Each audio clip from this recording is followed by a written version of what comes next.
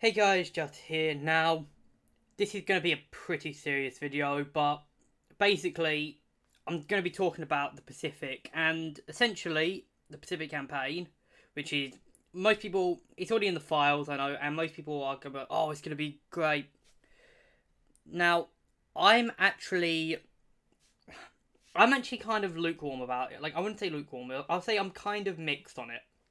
Now, obviously, I would love the Pacific. It looks like an awesome setting. I've read a few, war memorials on U.S. Marines in the Pacific, and I've seen the Pacific miniseries, which I would 100% recommend. I have, a good, knowledge of the Pacific and its campaign, but this is what I have to say about the campaign.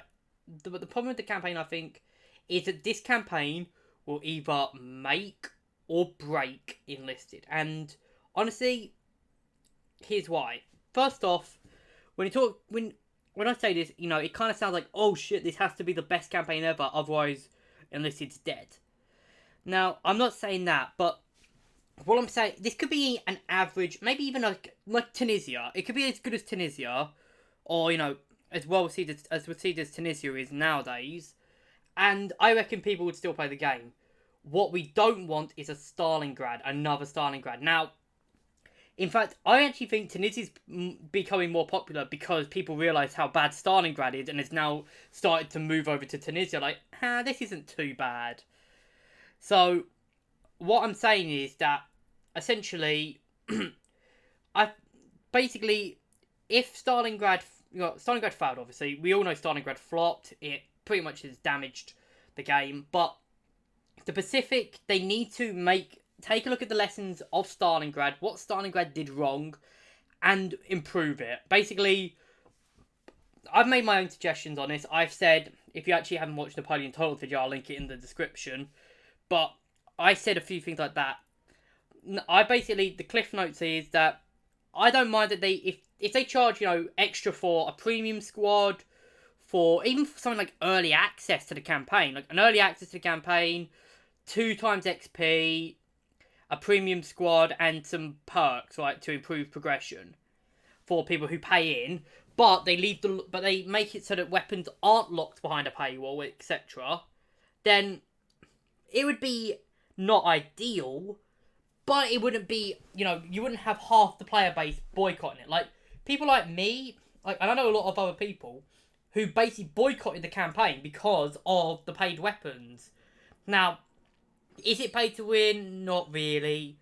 Unfortunately, I wouldn't say that this is the big pay to win. But this was definitely a pay to have a better to be more enjoyable, which kind of sounds like pay to win, but it really isn't, because I mean, you could have a lot of fun in Stalingrad even without paying. Like I had a bit of fun in Stalingrad without paying, but I do not see this campaign. The way I see Enlisted right now is I'm gonna use a real life example here of a. Of a amusement park in the UK called Alton Towers. Now, if you don't know what Alton Towers is, it's basically one of the biggest parks in the UK, maybe the biggest. I would say more like England's version of someone like, say, King's Dominion or something. Not the best park in the country. You won't see the big flashiest rides in the country, but you'll see probably the best rides in the country. Like you get stuff like Nemesis and stuff like that. But basically, Alton Towers had hit after hit. Then they had the ride 13, which was disappointing, but it wasn't big.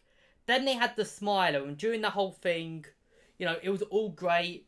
Then the Smiler had its really fatal crash, where 16 people got seriously injured, and it basically ruined the park's reputation for a few years.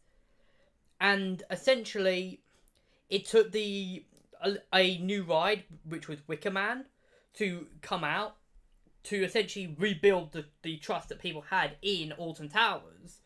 And now Alton Towers is still one of the best parks in the UK. It's still going strong. It's still one of the most profitable parks in the UK.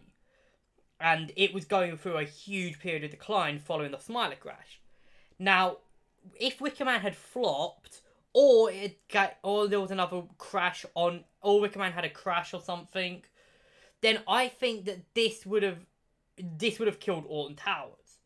And the reason why I'm bringing this up as a case study, is because at this moment, I reckon Stalingrad and Enlisted is like where Alton Towers were with the Smiler crash. And I know that sounds a bit awful, comparing a real life tragedy to a video game, but if you look at it, it kind of does make sense. You had the subpar launch of Nemesis like Alton Towers had the subpar launch of both 13 and Nemesis Subterra, which was pretty much the which I would argue was both Armored Train and Tunisia. Tunisia being 13, Armored Train being the Nemesis Subterra. Then you had the announcement of... Then you had Smiler, which would have been when Stalingrad was announced. And then you had the crash, which would have been when Stalingrad... when Stalingrad actually came out, and the update that came out with it. So, yeah. Honestly, at this point, Enlisted is in a kind of a... One of two things will happen with the Pacific. If the Pacific is a well-executed campaign, best campaign in the game, and gets well-executed, and everyone loves it at launch, and there's not going to be no boycotts or anything like that, then I reckon Enlisted would survive. If it ends up like a Tunisia, like it's a slow burn, it takes a while for people to finally get to it, and start enjoying it, then I reckon it would still do well. It would probably hurt Enlisted in the short run, but be more beneficial in the long run.